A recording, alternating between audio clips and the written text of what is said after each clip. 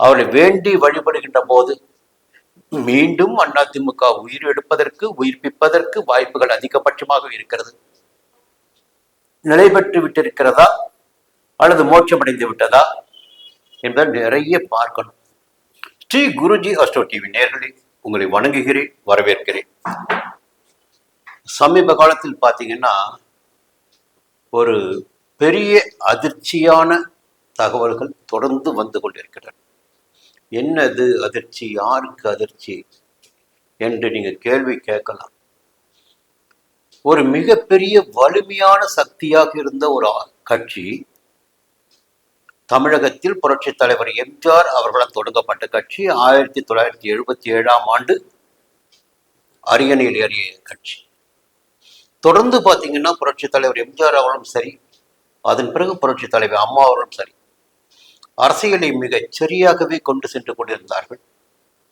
அண்ணா திராவிட முன்னேற்ற கழகம் என்பது ஒரு அழிவுக்கு இல்லாத ஒரு கட்சியாக, மீண்டும் அதிமுகவை அரியணையில் ஏற்றுவேன் என்று சபதம் பூண்டிடக்கூடிய அளவிற்கு புரட்சி தலைவர் அவர்கள் முழங்கிய ஒரு கட்சியாக, மக்கள் செல்வாக்கு மிக்க ஒரு கட்சியாக இருந்தது அதிமுக. வீழ்ச்சி என்பதும் எழுச்சி என்பதும் எப்பொழுதும் அரசியலில் தவிர்க்க முடியாத ஒரு தகவல் தான்.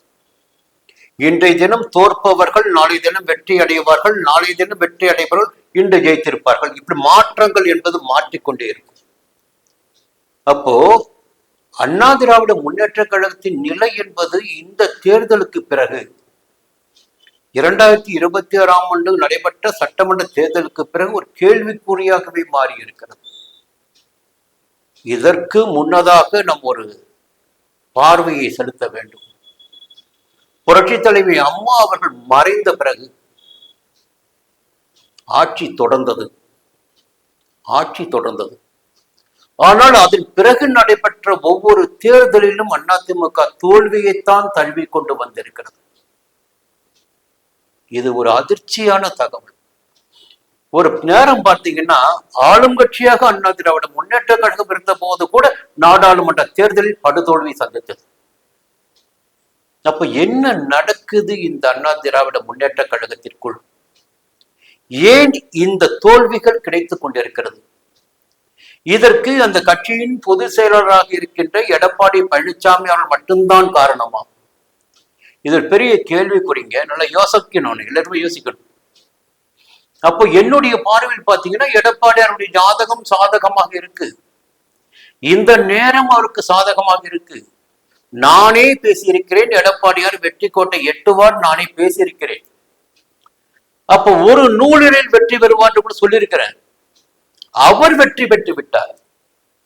ஆனால் அவர் பொதுச் செயலாளராக இருந்து தலைமை தாங்கி கொண்டிருக்கின்ற அண்ணா திராவிட முன்னேற்ற கழகம் என்பது 3வது இடத்திற்கு இந்த சட்டமன்ற தேர்தல் தள்ளப்பட்டு விட்டது. ஒரு பெரிய எதிர்பார்ப்பு இருந்தது. இந்த எதிர்பார்ப்பை எல்லாம் முறியடித்து அண்ணா திராவிட முன்னேற்ற கழகம் தோல்வியடைந்தது, தொடர்ந்து தோல்வியடைந்து கொண்டிருக்கிறது. அந்த நிலையின் காரணமாக அற்ற நீர்குளத்து பறவைகள் போல இன்று எம்எல்ஏவாக தேர்ந்தெடுக்கப்பட்டவர்கள் கூட பதவி சுகத்திற்காக வேறு கட்சியை, ஆளும் கட்சியை தேடி செல்ல வேண்டிய நிலை, சென்று கொண்டிருக்கக்கூடிய நிலை இன்று ஏற்பட்டிருக்கிறது.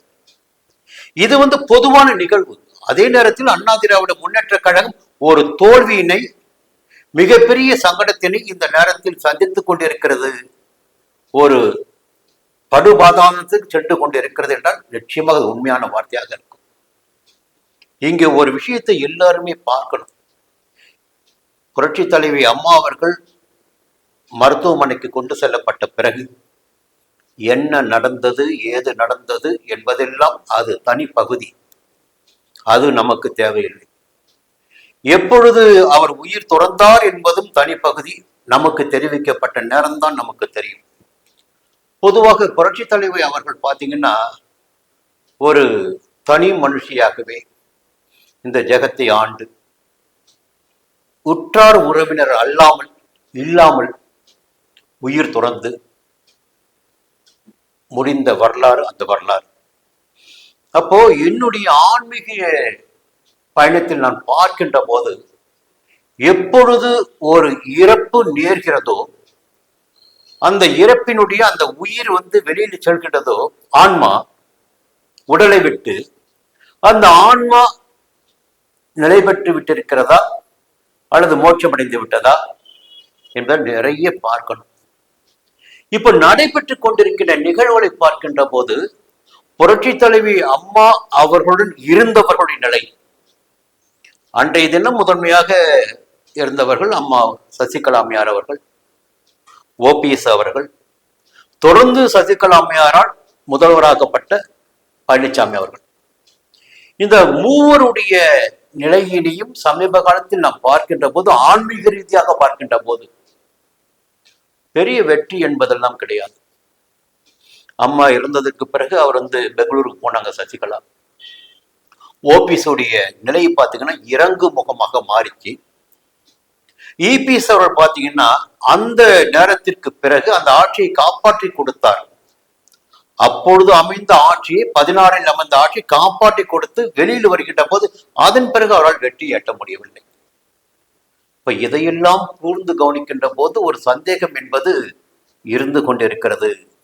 அதிமுக தொடர் தோல்வி அடைந்து கொண்டிருப்பது காரணம் ஜெயலலிதாவுடைய ஆன்மா சாந்தி அடையாமல் போனதுதான் காரணமா? அம்மையாரின் ஆன்மாதான் அண்ணா திராவிட முன்னேற்ற கழகத்தின் வீழ்ச்சிக்கு காரணமாக இருக்கிறதா என்ற ஒரு நியாயமான கேள்வி எழுகிறது. இந்த நேரத்தில் நாம் முன்வைக்கின்ற ஒரே ஒரு வேண்டுகோள் மட்டும்தான், எப்பொழுதெல்லாம் ஒரு ஆன்மாவால் நமக்கு சங்கடங்கள் நிகழ்கிறதோ, ஒரு இறப்பின் காரணமாக அந்த உயிர் பிரிந்த பிறகு நமக்கு சங்கடங்கள் நேர்கிறதோ, அவரை சாந்தப்படுத்த வேண்டியது நம்முடைய கடமை.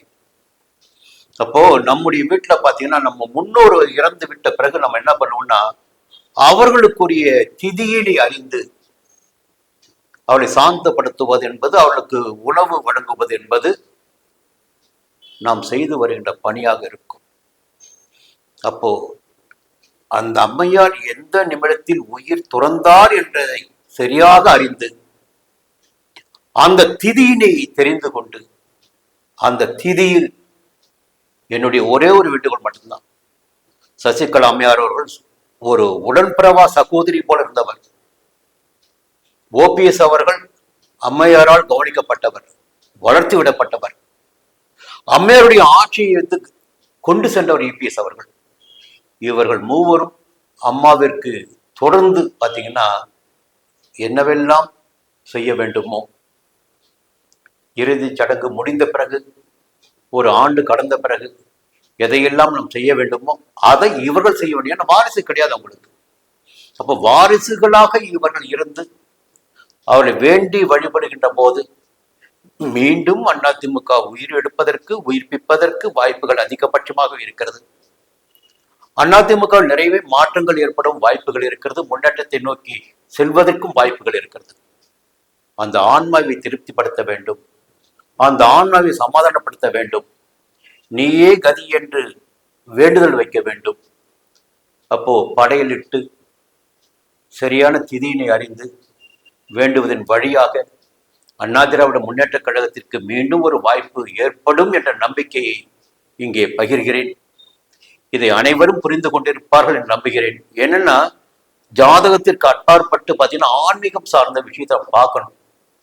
இப்ப ஆன்மீகத்தில் பார்த்தீங்கன்னா ஒரு உயிர் பிரிந்த பிறகு எதுவெல்லாம் அந்த உயிர் செய்யும், அந்த உயிர் மோட்சம் அடைந்து விட்டதா அல்லது நிலை கொண்டு இருக்கிறதா, அதோடைய தேவைகள் நிறைவேறவில்லையா, நிறைய பார்ப்பாங்க. புரியுங்களா? அது அழிந்து கொண்டிருக்கிறதா? அப்ப அதையெல்லாம் அறிந்து அந்த பணியினை செய்து முடிக்கின்ற போது நிச்சயமாக ஒரு மாற்றம் ஏற்படுவதற்கு வாய்ப்புகள் இருக்கிறது. சம்பந்தப்பட்டவர்கள் புரிந்து கொண்டு செயல்பட்டால் அண்ணா திராவிட முன்னேற்ற கழகத்துக்கு நிச்சயமாக எதிர்காலம் உண்டு சொல்லி விடைபெறுகிறேன். மீண்டும் சந்திக்கிறேன். நன்றி, வணக்கம்.